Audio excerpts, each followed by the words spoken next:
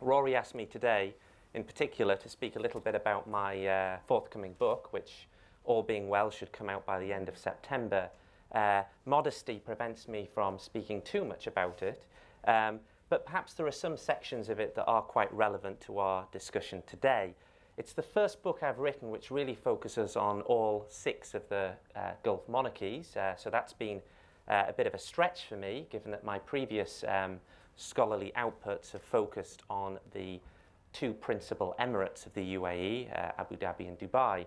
Nonetheless, there's a wealth of secondary literature out there, and I've relied heavily on the works by Madawi, Jane on Bahrain, Christian sitting in the front of the audience there, who've all focused on the other Gulf states too. This book, despite the title, which is After the Sheikhs, the Coming Collapse of the Gulf Monarchies, is not really a book about Arab Spring-style mass street protests and revolutions. Instead, it's a book which really looks at the longevity and sustainability of the Gulf monarchies, of this particular political system of traditional monarchy in the 21st century, especially through the lens of their economic structures that underpin them. To put it in a nutshell, their ability to keep distributing wealth, subsidies, jobs, housing, benefits, welfare, etc., to their populations, more or less in exchange for political acquiescence and putting a dampener on any genuine drivers for proper political reform. In particular, the book looks at the history of opposition movements in all of the Gulf monarchies, looking at Arab nationalism, Muslim Brotherhood activities, communism, leftist movements, popular movements, etc.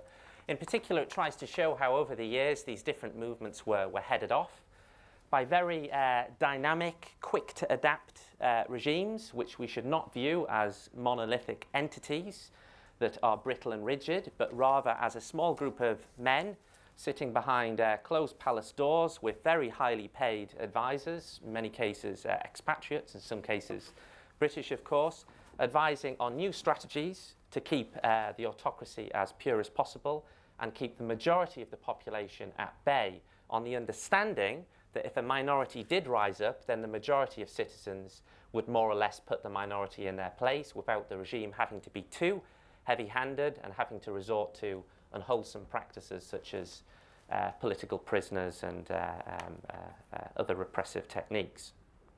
In particular, the book looks at how many opposition movements were headed off by buying off opposition.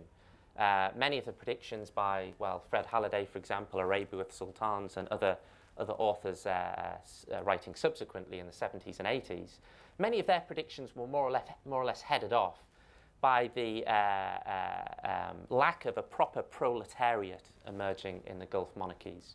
Instead, we have most of these Gulf states, with varying degrees of success, managing to co-opt most of their citizens into a sort of pseudo-capitalist elite, where they would have economic opportunities provided to them by the rent that the governments were accruing through oil and gas receipts, allowing their citizens to engage in business practices, etc., that would keep them away from actually being a working class that in turn may rise up against their elites. The book looks in depth at how all of these states have engaged in this practice. All of these states have tried to find ways, in some cases extremely creatively, at getting money and benefits into the pockets and hands of their citizens. The book also looks as well at the role of expatriates in the Gulf states and more or less makes the argument, without giving the game away too much, that expatriates are very much on the side of these autocratic regimes. After all, it's quite a simple deal. If you come and work in the Gulf states, you do not intend to live your whole life there. You do not aspire to citizenship. That's made extremely clear when you begin a job or a life in the Gulf states. You could live there 30 years, bring your kids up, but the majority of expats do not really demand citizenship, although there's, of course, a minority that does.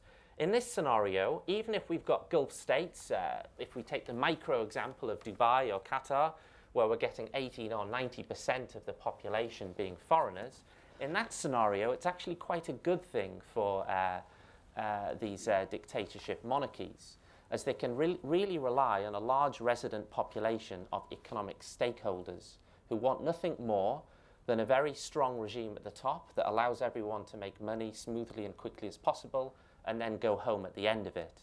So if you have a situation where only 1 in 10 of your residents are actually locals, it makes it much easier for the regime to actually keep that in check and keep the majority of the population just focusing on business. Thus, the economy first, politics second. We've also had in these Gulf states, and an entire chapter is dedicated to this topic, the extension of this bargain or contract between the rulers and their population, whether citizens or expatriates, to include cults of personality as part of this ruling bargain.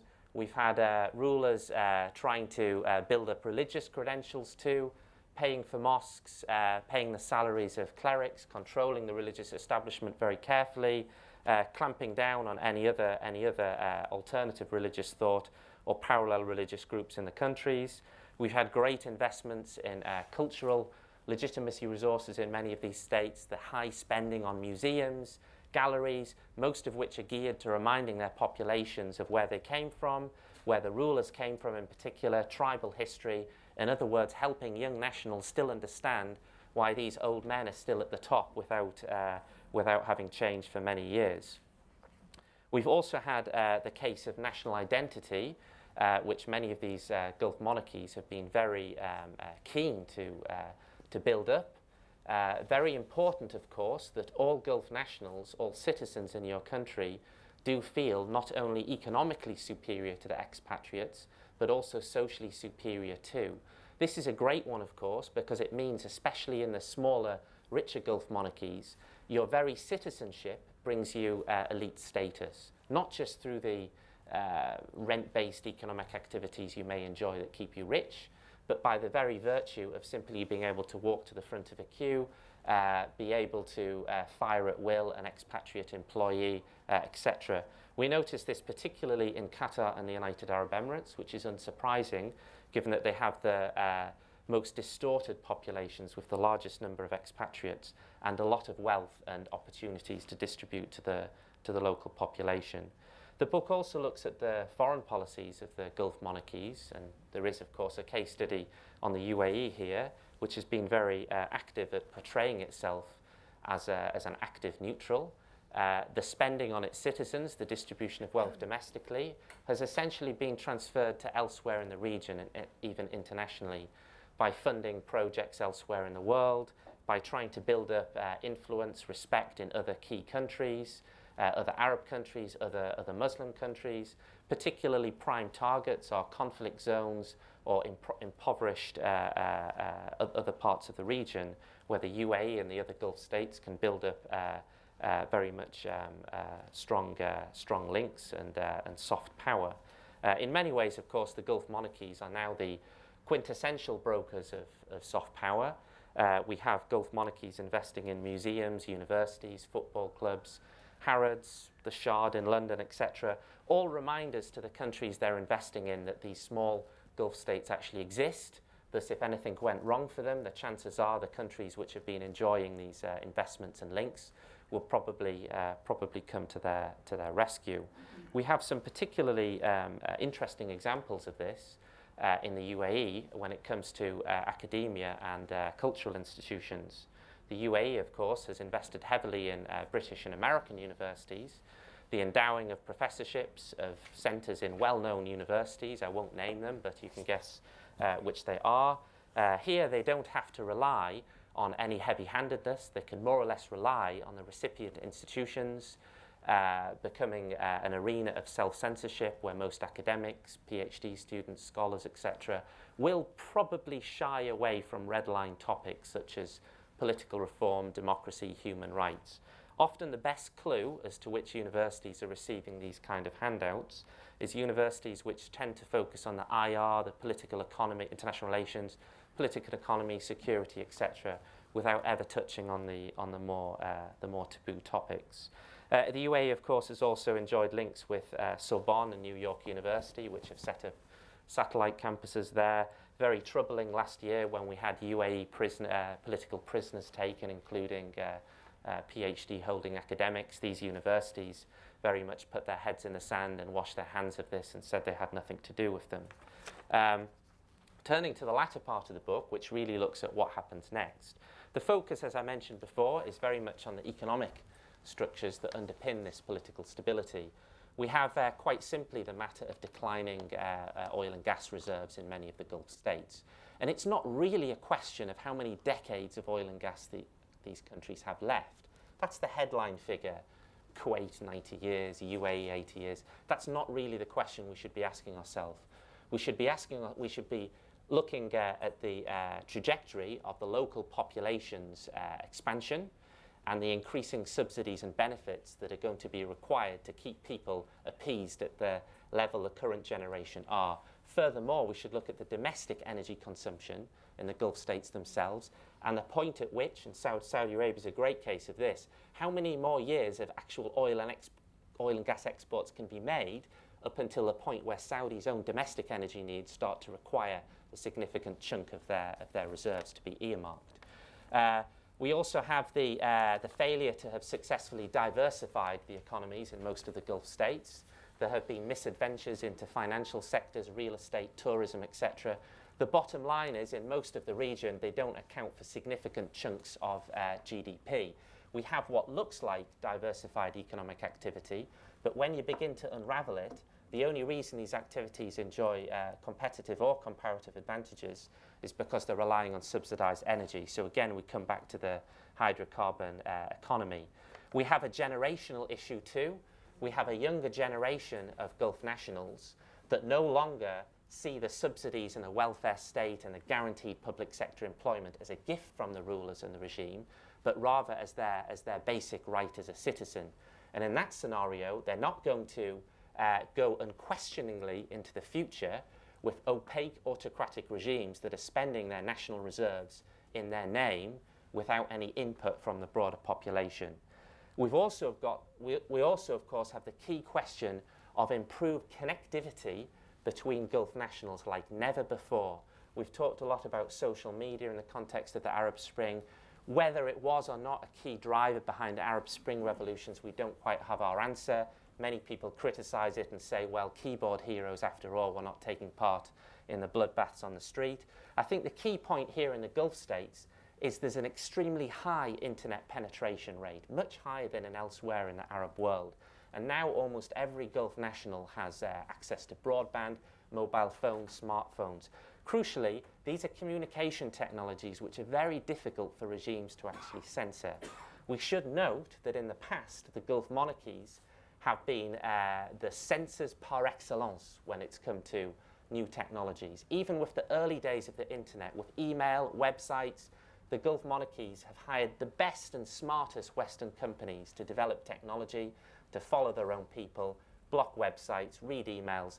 And in that scenario, I would argue that even in the early days of the internet, the Gulf monarchies, the regimes, actually benefited from these new technologies. They were able to keep a better eye on their population than ever before. This reminds me a lot of modernization theory and Huntington's old King's Dilemma, for anyone in the room who's familiar with this. I think many of the early modernization theorists were quite right to predict that eventually there'd come a point in autocratic regimes where you'd have a better connected, we can call it pseudo-middle class chunk of the population which would no longer be willing to live by the old rules. What I think they got wrong was the timing, especially with regards to the Middle East and especially the Gulf states. After all of the new communication technologies, whether it was newspapers, radio, TV, even email, regimes were able to co-opt. But perhaps now with these new internet technologies, Web 2 or whatever we want to call it, perhaps we're getting to a situation where we have peer-to-peer communications, which is going to start to be beyond the ability of regimes to actually co-opt and censor. A few more points from the book, and also relating specifically to the UAE. I argue really that given these increasingly negative circumstances and environment that these regimes are having to operate in, what we might see are increasing protests as cracks start to appear in the wealth distribution networks. It's no coincidence that the biggest street protests we've seen in the wake of the Arab Spring in the Gulf have been in those Gulf monarchies where the GDP per capita is at its lowest Saudi Arabia, of course, we've had protests in the eastern province. We shouldn't forget, of course, that Saudi Arabia, despite all of its oil and gas, is not a particularly wealthy Gulf monarchy if we break it down to the per capita level, given the substantial population of nationals. The same can also be said for the Sultanate of Oman, where we've seen street protests which have led to violence and even a few deaths. And of course, we have the biggest and most worrying case of all, which is Bahrain, where more or less the oil and gas is run out and relying on a trickle coming in from Saudi Arabia to keep the subsidies and the employment alive. I think what we'll also see, as the regimes become increasingly desperate and the rulers are unable to rely on the same strategies, social contracts, ruling bargains that their fathers did, what we're going to see is more repressive measures. In particular, we're going to see resorting to political prisoners, stripping people of citizenship, which we've seen in the UAE very recently and has gone on in the past. After all, you don't have to put a UAE national in prison to take away his livelihood. All you need to do is remove his citizenship, and he's lost his access to the state benefits, etc. What I think we're also going to see is the Gulf monarchies, in a sort of last stand scenario, pitting sections of their population against each other. You have to turn the majority against the minority, or in Bahrain's case, unfortunately, the majority against the minority against the majority. In particular, the Sunni-Shia split that Madawi referred to. There's been a lid on it in many of the Gulf monarchies for years, especially in Saudi Arabia and Bahrain. That lid has now been broken by the regimes themselves. UAE, of course, has an indigenous Shia population as well. There's never been a Sunni-Shia issue in the UAE, to my mind, in all the interviews I've done, the years I've lived there, etc. This is a very recent phenomenon. Connected to Iran, of course, where many of the Gulf states, in particular the UAE, are very keen to create an external bogeyman to blame their problems on. This has been Iran to a great extent, a lot of saber rattling. The islands issue has popped up again. Deporting Lebanese Shia due to alleged connections with Iran-sponsored Hezbollah, even though these are Lebanese expatriates who've worked for the federal government in the UAE for 25 years in some case, coming back from their family holidays and being told, you know, your visa's been cancelled, you have to go home for security reasons. Extremely worrying.